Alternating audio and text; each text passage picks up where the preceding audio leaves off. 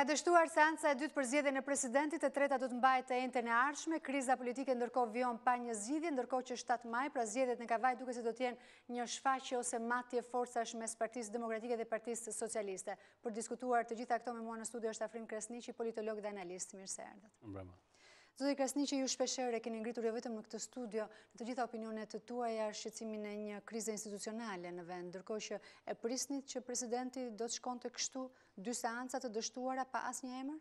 Dhe me shumë gjas, më fal, edhe të tjerat mund të vazhdojnë kështu. Pikërisht se pari pritet që të vazhdojë deri në fund në mënyrë që të arrijë një mazharancë thjesht në momentin e fundit dhe një kompromis politik jo thjesht me opozitën, sepse me opozitën është e pamundur të arrijë të lloj situate, por të arrijë një kompromis politik midis partnerëve të qeverisë. Por ajo çfarë është themelore është që ne po zgjedhim presidentin e Republikës, do të jetë kryetari i shtetit shqiptar 5 vite të ardhshme. Do jetë një nga, po themi, aktorët më të rëndësishëm vendimmarrës dhe politik. Dhe mënyra se si parlamenti po trajton zgjedhjen e presidentit është fyse, është denigruese dhe është qesharake. Pse ky konsumimi me këtë ritëm i seancave? Sepse është ndryshe thuash që ne kemi një gartë hapur publike dhe nuk po vinë kandidat, dhe ndryshe thuash ne i kemi votat, por ne nuk propozojmë me emër dhe nga që nuk propozojmë me emër nuk kemi kandidat dhe ta bëjmë sikur bëjmë votimin. Sepse kjo është një, po themi, një mekanizëm kushtetues që ne kemi krijuar me Kushtetutën e 98-s dhe pastaj me ndryshimet e vitit 2008, e cila denigron figurën e presidentit dhe nesër produkti i cili do të qoftë ai do kontestohet dhe do thuhet si një zgjedhje rastishme, jo si një zgjedhje normale që jep dinjitetin institucionit presidentit dhe dinjitet shtetit dhe imazhit politik vendit. Do duhej që palët politike të kishin shumë më tepër maturi, shumë më tepër, po themi, një lloj sensi përgjegjësie për të arritur përgjithësinë një zgjidhje konsensuale dhe për ta kaluar me çdo kush me 84 vota në parlament. Fakti që 2 aktorët kryesorë politik nxituan për bërë 2 seanca brenda javës, duke konsumuar të dyja, do të thotë që asnjëra palë nuk e ka mendjen të presidentit, secila palë ka një emër në kokë dhe secila palë po shkon drejt skenarit të 71 votë. Ose presidenti është vendosur tashmë dhe thjesht po përpiqen të arrijnë palët, le të themi ato marrëveshjet e tyre politike për çështje të tjera për te presidentit? Unë mendoj që po. Plus mazhëranca është interesuar që deri diku ta përdorë si një lloj tregu, po themi, një lloj marketingu në tryezën e ardhshme me opozitën nëse do ketë një tryezë me faktorin ndërkombëtar. Të enten çfarë parashikoni të ndodhë? Njëjta gjë si sot? Praktikisht e njëjta gjë, sepse nëse do t'i përdorin 84 vota për një figurë konsensuale, ishte shansi që të hapi një debat publik. Fakti që nuk kemi debat publik, po kemi vizitime fshehta midis palëve dhe jo zyrtare, do thotë vizitime personale, do thotë nuk kemi vendimarrje të kryesive të asnjërs nga partitë politike, do thotë që nuk ka emër për shkuar te një konsensus dhe nuk ka një vullnet për shkuar te një konsensus, por po kërkohet një president i cili minimalisht të jetë shumë më pak prestigjioz dhe shumë më pak autoritar dhe shumë më pak i respektuar në publik se vetë liderit e partive politike. Çfarë ndodh nëse presidenti nuk zgjidhet në të gjitha seancat?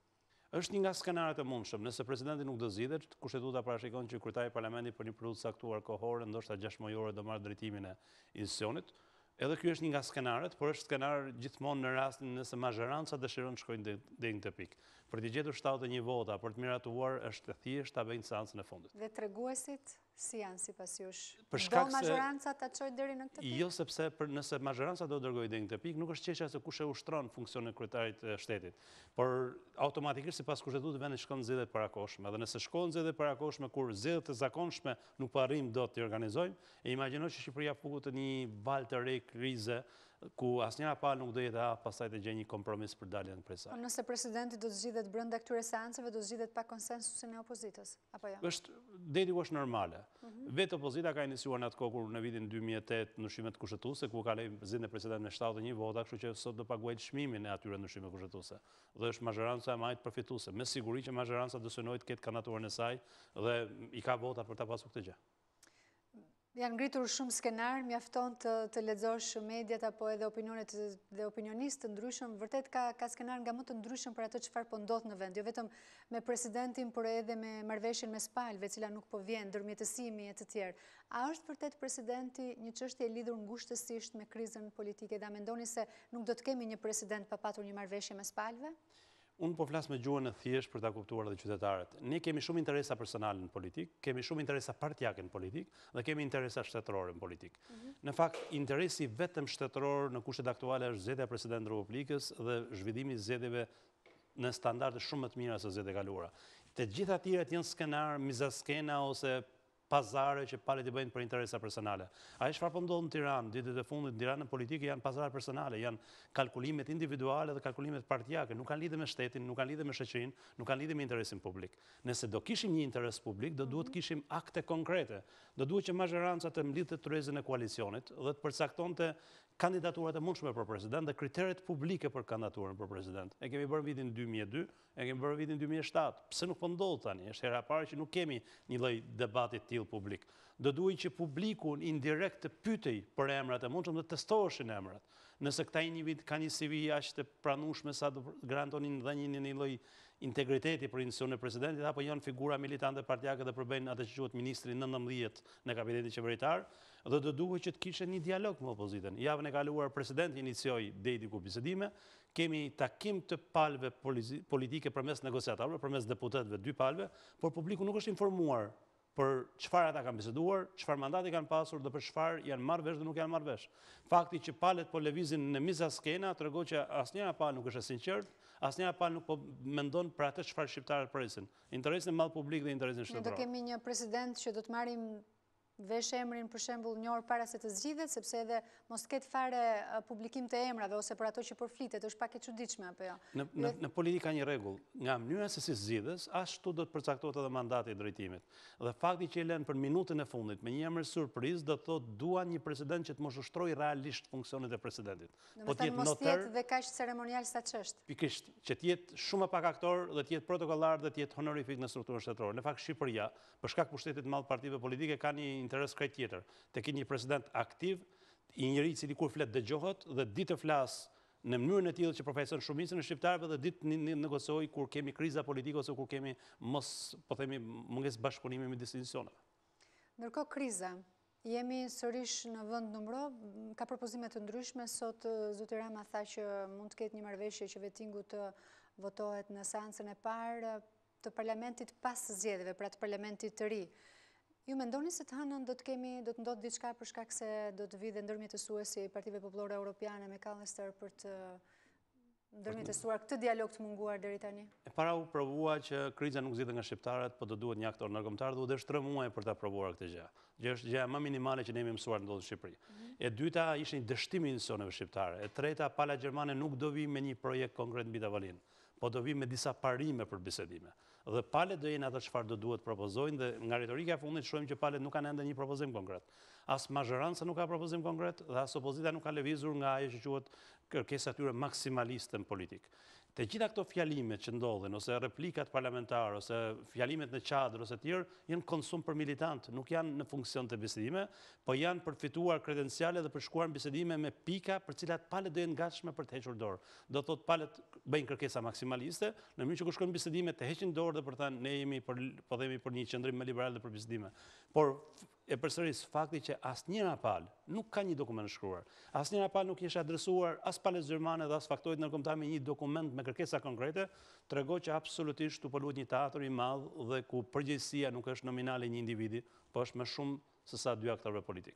Zoti Rama tha që unë ftoj opozitën që të bëjmë ndryshimet e duhura në kodin zgjedhor, të ngrejmë dhe të zgjidhim të gjitha shqetësimet që ajo ka ngritur dhe të shkojmë në zgjedhjet e 18 qershorit bashkë dhe me konsensus. A mendoni se kjo do t'i mjaftonte opozitës si zgjidhje dhe dyta sa serioz është kryeministri Rama që këtë propozim e bën pikërisht tani në kohën kur vërtet reforma zgjedhore por edhe kodi dhe gjithçka kaluan në një vit të injoruara totalisht? Ky është thelbi. Kjo deklaratë kishte vlerë përpara një viti ose përpara 6 muaj, sot nuk ka më vlerë. Madje është kundërshtim me retorikën tjetër kryeministri që është i vendosur të zbatojë kushtetutën dhe ligjin, të cilat parashikojnë që 6 muajt e fundit nuk bëhen ndryshime në kod. Kështu që nëse do ketë një akt vullneti për të bërë, do kishin bërë më përpara, ose do duhet ta bënin edhe aktualisht parlament. Ne po shohim seancat parlamentare, nuk ka vendimmarrje parlamentare dhe nuk ka akte publike. Kështu që palët kanë lëvizur, nga qënduar nga pozicionet e tyre institucionale, kanë kaluar në fushë, kanë filluar mitingjet elektorale dhe kemi kaluar një situatë ku sondazhet për votuesit dhe sondazhet për aleatët politik janë dominuese në retorikën e liderëve. Domethënë ata nuk po flasin me çfarë ata mendojnë dhe çfarë ata duan, por çfarë ju thonë sondazhet, cila është mekanizmi më i lehtë për të marrë vota dhe për siguruar më shumë, po themi, dominim mbi palën kundërshtare. Ndërkohë, cila do të ishte ajo zgjidhje? Duke parë vërtet se ka një kokë forcing nga palët dhe duket se nuk ka fare lëshim, gjë që dialogu apo një marrëveshje do të kërkonte një lëshim nga të dyja palët. Majoranca thot diskutojnë për gjithë shka, vetëm për qeveri teknike jo dhe e kundër ta vjen nga opozita. Së pari nuk mendoj që duhet hyrë me paragjykim në bisedime, do të thotë që secila palë duhet heqë dorë nga kërkesa maksimaliste. Opozita nuk mund t'i kërkoj partnerit dialog dorëheqjen në tavolinë, siç thuhet në retorik, po duhet kërkoj një platformë politike e cila ofron një lloj garancie, një lloj stabiliteti në të ardhmen. Edhe sigur se palet merren mbesh që të vijë një kryeministër teknik ose të vijë një kryeministër krejt i panjohur, askush nuk na jep garanci që gjërat nuk do përsëriten dhe zgjedhjet nuk do preken. Kështu që ajo çfarë quhet retorika e Republikës së Re do duhet kishte një platformë konkrete, një propozim konkret me të cilën palet të diskutonin çfarë do të ndodhë me Shqipërinë e 10 viteve të ardhshme. Dhe gjë që nuk ka ndodhur. Së dyta do duhet të ndryshojnë pozicionat. Mazhoranca duhet dal nga zyra dhe jo të shkojnë mitingje partie në përrethe, duke mbledhur nxënës se do duke thënë janë votues parë dhe janë të vetmit votues të parë në historinë e një vendi evropian që fillojnë ditën e parë të jetës së tyre duke bërritur për liderin. Zakonisht votues të parë janë kurioz, shohin dhe dëgjojnë liderin çfarë thotë. Jo bërë rastin për liderin. Do të thotë që nuk janë votues, janë antar partie. Sepse është kurreshtje fillestare dhe nuk është kurreshtje, janë militantë partive politike dhe struktura rinore. A është të vegjël? Janë përgatitur nga shkollat, nga strukturat dhe janë gatshëm për të futur në politikë. Dhe ky është një zhgënjim i madh për cilësinë e politikës që do kemi. Dhe opozita duhet ja fund aventurës së çadrës. Po rezulton, sidomos ditët e fundit, javën e fundit, po rezulton jo efikase, jo cilësore. Është absurde që Tirana me 1 milion banor të mos mbush një çadër me 2000 veta, por është një mesazh që jepet opozitës, që nuk mund të sjellësh me autobus nga rrethe, do duhet në shosh kredën politike. Dhe fakti që opozita deri diku vendosi sot që të kalojë në protesta në rrethe është deri diku pranim i faktit që çadra kreu funksionin e saj dhe do duhet kalojë në institucione për dialog politik. Dhe nëse bëhet ky dialog politik, pastaj qoftë ditën e martë me palën gjermane, qoftë edhe me negociatorë të tjerë, do kishte një lloj sensi për të arritur një kompromis. Unë personalisht kam besuar që në fillim të herës që palën nuk kanë dashur një kompromis dhe sot jam më shumë i sigurt që palën nuk dua një kompromis. Dhe të hënën çfarë prisni të ndodhë? Asgjë nuk do ndodhë. Do dështoj dhe dialogu me ndërmjetësit? Para mos prisni kurrë që dialogu marrëveshja të bëhet ditën e parë të punës. Kështu që do të jetë fillimi një procesi negociatash dhe procesi është i tillë që... Ne kemi dhe fillime të dështuara, kështu që ndaj pyetja është... Ideja është palet do fitojnë kohë, sepse duke qenë dialog, duke qenë bisedime, duke qenë negociim ndërkombëtar, palet do mundohen të luajnë me aktorë të tretë, sidomos në aspektin diplomatik, me lobingjet e tyre dhe nga ana tjetër do fitojnë kredenciale për qëllimet e tyre politike. Opozita për shtyr datën e zgjedhjeve dhe mazhoranca për shtyr praktika zgjedhore siç po ndodh me Komisionin Qendror të Zgjedhjeve. Dhe duke qenë se jemi këtu, te Komisioni Qendror i Zgjedhjeve, i cili nuk mori në fakt një vendim sot për kërkesën e dy partive, Partisë Socialiste dhe Lëvizjes Socialiste për Integrim, për të shtyr datën e regjistrimit të koalicioneve. Dua vërtet opinionin tuaj pikërisht për kërkesën, si e konsideroni, të koalicionit për shtyrje, dhe pastaj për vendimin ose mos vendimin, mos marrjen e vendimit nga Komisioni Qendror i Zgjedhjeve. Nga ana teknike, kërkesa e partive është çdo parti ka drejt bëj çdo lloj kërkese. Por Komisioni Qendror i Zgjedhjeve ka kodin zgjedhor dhe ka kushtetutën dhe duhet të zbatonte në mënyrë rigoroze ligjin dhe kushtetutën. Nëse palet do kishin pastaj marrëveshje të re politike ose ndryshim kodin zgjedhor, le ta reflektonin atë me një ndërhyrje. A është gjithçka e mundur kur teknikisht është e mundur? Teknikisht është e mundur për shkak se palet kanë vota në parlament për ta ndryshuar kur duan kodin zgjedhor. Por kodi zgjedhor mund ndryshojë edhe mbi vendimet e KQZ-s. Fakti që të gjithë peshën e krizës e mori KQZ-ja është një autogol, është një mungesë, po themi, kuraje për të thënë politikës ndal, ne jemi të pavarur, kemi një mandat dhe të respektojmë ligjin, për cilin jemi betuar. Fakti që KQZ-ja pranoi dhe sot edhe me retorik të shkelim ligjin për hir të interesit publik, në fakt nuk janë aty për shkak të interesit publik, janë për shkak mandateve partijake dhe në kalkulime partijake, dhe është një tregues që ky lloj institucioni nuk ka mekanizmin, siç nuk ka pas as në kaluarën, po dhe mekanizmat e duhura për shkak se vjen nga burimet partijake për të siguruar atë që quhet integriteti i madh i zgjedhjeve. Ai çfarë mund do ditë të tashme, për shembull mund të jenë disa eksperimente të tjera, për shembull unë pres që mazhoranca të tërhiqet nga zgjedhjet e Kavajës. Do thotë mos kemi zgjedhje në Kavaj, në mënyrë që të evitohet një përplasje midis dy palëve politike dhe të pamundsoj aksione e opozitës me 7 maj. Ose aktet e tjera politike të cilat... Ju e prisni këtë akt nga ana e mazhorancës? Besoj që dy palët do duhet që ka kohë për ta bërë këtë gjë, por mendoj që mazhoranca ka interes për ta bërë këtë gjë dhe praktikisht duhet ta bëjë këtë gjë dhe opozita do duhet ta rishikojë vendimin e Kavajës, sepse është gjë më pa sens që ka ndodhur në Republikën e Shqipërisë. Është një akt i përgjithshëm që do të bëjë njëra nga palët apo jo. Dhe ne deri tani jemi mësuar të mos shohim shumë akte të përgjithshme në interes, le të themi, të të opinionit apo të vendit? Kavaja në fiktive. E para nuk ka opozit, e dyta nën kryetari i bashkisë që drejton është kandidat, kështu që dhe sikur të rriqet sot, prapë vazhdon të jetë drejtuesi i bashkisë. Prisni një dorëheqje të kandidatit të Partisë Socialiste. Me siguri një nga formulat e mundshme që PS-ja ose aleatët e saj do vendosë, po me siguri unë pres që mos ketë zgjedhje me datën 7 në mënyrë që të evitohet çdo lloj konflikti i mundshëm politik, i cili mund të thellojë atë që quhet konflikt midis dy palëve politike.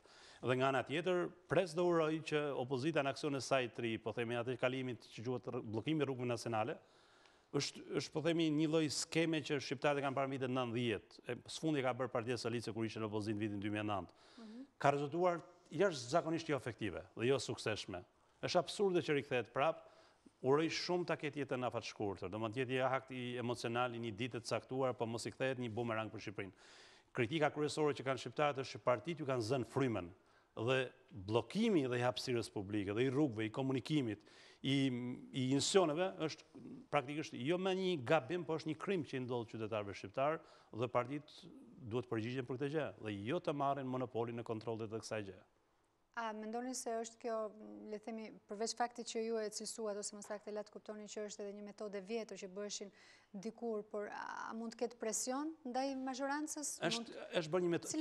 Kjo është bërë për një arsye krejt thjeshtë. Për shkak se kryeministri ka nisur turët nëpër Shqipëri dhe për të krijuar një lloj, po themi, konkurrencë, një lloj riaktivizimi struktura militanta, siç u bëm në shkurt, e cila nuk po rezulton për të dalë nga çadra në këtë rast. Nuk po rezulton më në çadër, nuk po arrin dot të mbledh numër të madh njerëzish, dhe rrethanash janë detyruar të përdorojnë mekanizma të tjerë, por këto mekanizma kanë një sens mase.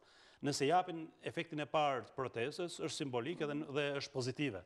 Nuk dëmton shumë, por nëse kthehet në strategji, është një lajm i keq për Shqipërinë dhe është një rikthim 20 vite përpara. Zoti Krasniqi, por nëse nuk kemi materializim të këtyre skenarëve, pra nëse opozita vendos të bëjë atë miting të madh më 7 maj, dhe ndërkohë mazhoranca vendos të bëjë zgjedhje, çfarë mendoni se do të ndodhë? Janë dy palë shmendura që po rrezikojnë gjithçka që lidhet me Shqipërinë dhe me stabilitetin e Shqipërisë. Dhe unë nuk besoj kurrë që liderit politik e kalojnë vijën në kuqe aq ekstrem sa janë gatshëm të na kthejnë një periudhë që shqiptarët janë të lumtur që i kanë lënë pas.